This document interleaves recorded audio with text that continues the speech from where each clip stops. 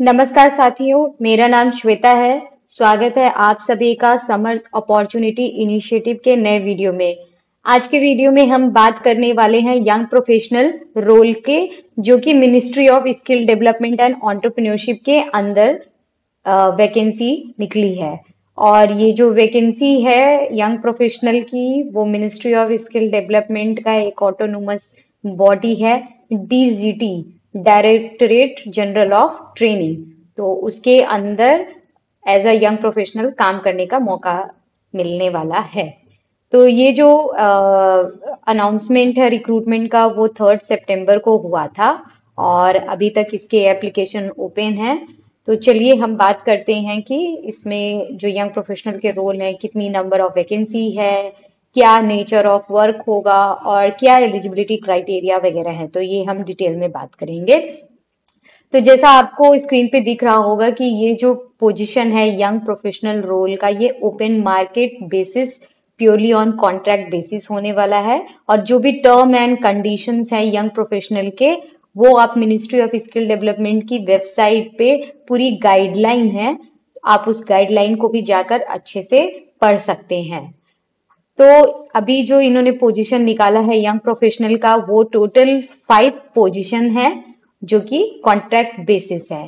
Candidate की as इन्होंने maximum 32 years तक का मांगा है।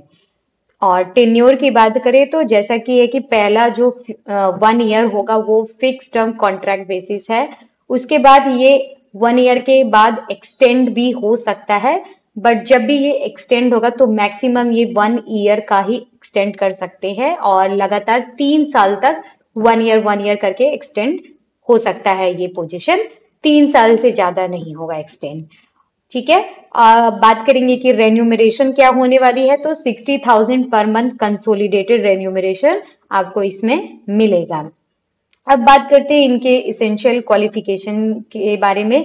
तो जैसा कि मैंने बताया कि टोटल 5 यंग प्रोफेशनल की अपॉर्चुनिटीज हैं, जिसमें से जो 4 यंग प्रोफेशनल के रोल है उसके लिए इन्होंने जो इसेंशियल क्वालिफिकेशन मांगी है वो है कि कैंडिडेट का जो एजुकेशन है वो बैचलर लॉ में हो, बीई हो, बीटेक हो या फिर मास्टर हो science technology, commerce, statistics, mathematics, economics, public policy, management या फिर 2 year PG diploma in management भी हो सकता है। तो ये इन्होंने 4 पोजीशन के लिए मांगी है। और एक जो यंग प्रोफेशनल की अपॉर्चुनिटी है उसके लिए इन्होंने मास्टर इन मास कम्युनिकेशन और मास्टर इन जर्नलिज्म या मास्टर इन पब्लिक रिलेशन और मास मल्टीमीडिया एंड कम्युनिकेशन में इन्होंने मांगी है। इट मीन्स कि जो एक यंग प्रोफेशनल का रोल होने वाला है वो टोटली कम्युनिकेशन रोल के लिए होने वाला है।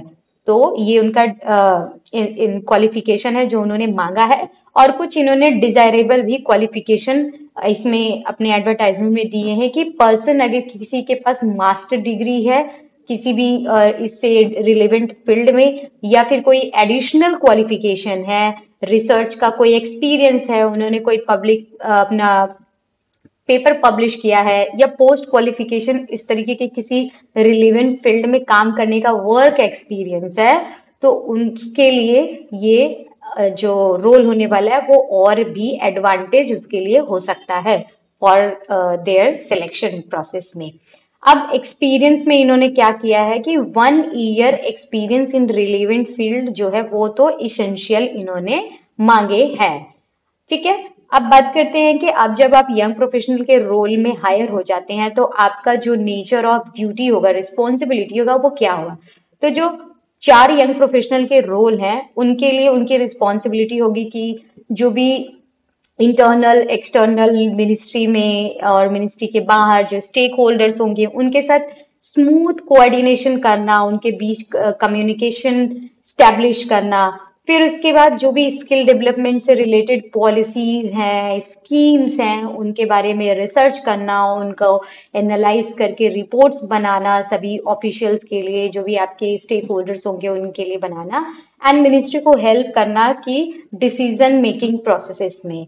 एंड देन ऑल्सो कि आपको जो भी सीनियर मैनेजमेंट होंगे, आपके जो रिपोर्टिंग ऑफिसर्स होंगे, उनके लिए आपको मे बी प्रेजेंटेशन बनाना हो सकता है, उनके लिए कुछ रिसर्च फाइंडिंग तैयार करनी पड़ सकती है और उनको कुछ आपकी रिसर्च के बेसिस पे कुछ आप उनको स्ट्रैटेजिक रिकमेंडेशंस भी दे सकते हैं। ऑल्सो जो भी सीनियर ऑफिसर्स होंगे उनको आपको पॉलिसी ड्राफ्टिंग में हेल्प करना है, प्रोग्रेस रिपोर्ट अपडेट करने में उनको हेल्प करना है, और जो भी मिनट्स वगैरह होती हैं मीटिंग के वो भी बनाने में आपको ऑफिसर्स को हेल्प करना है।